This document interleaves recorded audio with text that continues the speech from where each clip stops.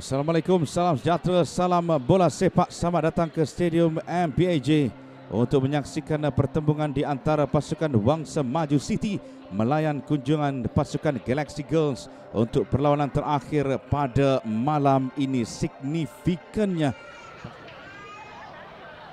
permulaan pada bila-bila masa saja akan dimulakan separuh masa pertama.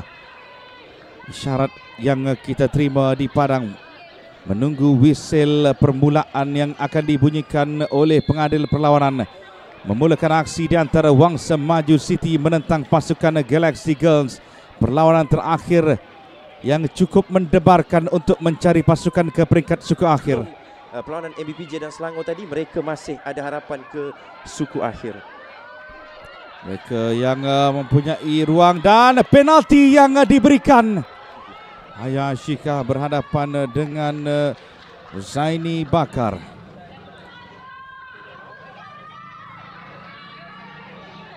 Untuk menghasilkan jaringan pertama dalam perlawanan ini, dua secara keseluruhan. Untuk Haya Ashika berhadapan dengan penjaga gol, terkena palang. Apakah susulan boleh dilakukan? Oh, peluang keemasan yang dipersiakan Eddie. Ataupun ulangan. Sebaliknya pertahanan pasukan Wangsa Maju yang beraksi dengan baik. Cassandra tolakan kepada rakan, berhadapan dengan penjaga gol. Berjaya dirampas Jukalisha. Apakah akan berjaya memberikan jaringan pertama? Ada tolakan dan sepakan percuma. Lihat bagaimana dia melihat benteng, melihat penjaga gol dan juga rakan-rakan yang sedang menunggu. Mempunyai potensi melalui sepakan terus, lencongan yang sedikit tersasar ke sebelah kiri gawang. Termasuk Siti Nabila Jamin dan juga Balkis Arisha. Satu hantaran yang berkualiti, tapi perhatikan bagaimana kawalan yang dilakukan Yuri Igari. Pertahanan pasukan Galaxy Girls. Siti Nabila berjaya lepas peluang untuk pasukan Wangsa Maju. Satu sungkitan masuk, tetapi pembantu pengadil sudah pun melihat situasi itu. Terlebih dahulu mengangkat bendera. Perhatikan Eddie. Satu gerakan yang tersusun dimulakan Siti Nabila. Clearance cuba dilakukan oleh pertahanan, tetapi di situlah sentuhan terakhir adalah daripada Siti Nabila. Hanis Farhana, cantik gerakan, tidak ada kawalan yang diberikan untuk Haya Ashika. Tolakan yang terlalu ke dalam. Malini Nordin untuk Galaxy. Satu lencongan yang berkualiti, memerlukan satu percubaan di hadapan gawang, tapi clearance yang dilakukan oleh Hanis Farhana. Sekali lagi mereka berpeluang untuk keluar daripada gerakan ini. Apakah akan berhasil mendapatkan jaringan? Begitu ramai pemain-pemain pasukan Wangsa Maju yang berada di hadapan gawang.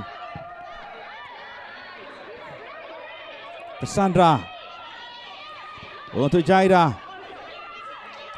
Peluang terbuka dan percubaan yang tepat, tetapi tidak memiliki kekuatan pula. Boleh ditawarkan oleh Wan Shakira. Coba sini. Sedikit ke belakang semula. Apakah percubaan jauh boleh dilakukan, tapi tidak cukup untuk mendapatkan sentuhan penyudah. Putri Umi Sofia, satu peluang menarik untuk pasukan Wangsa Maju. Memindahkan gerakan ke sebelah kanan pula. Putri Umi Sofia mengambil sedikit masa hantaran yang cukup baik. Memerlukan sentuhan daripada Siti Nabila Jamin.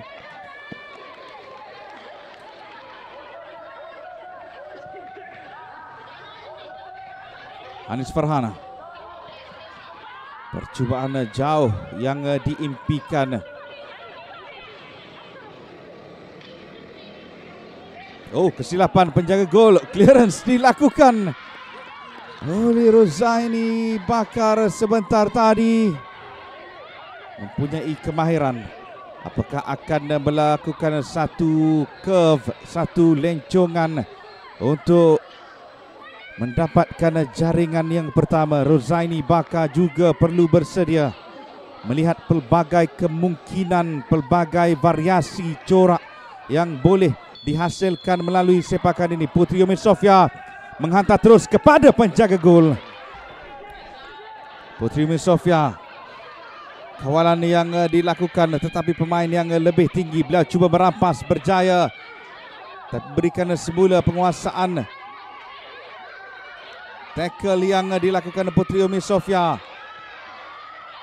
Cantik untuk pasukan Wangsa Maju. Peluang terakhir apakah yang dimiliki oleh mereka? Lantunan sedikit saja melintasi di hadapan gawang. Tifas ini peluang untuk pasukan Wangsa Maju mendapatkan pengakhiran yang mereka mahukan dan tamat permainan. Untuk pasukan MPPJ melangkah dengan penuh bergaya ke peringkat suku akhir sambil pasukan Galaxy Girls menamatkan saingan di kedudukan ke-5, Wangsa Maju di kedudukan ke-6. Terikat seri memberikan satu mata dengan kedudukan akhir Wangsa Maju City 0, Galaxy Girls 0.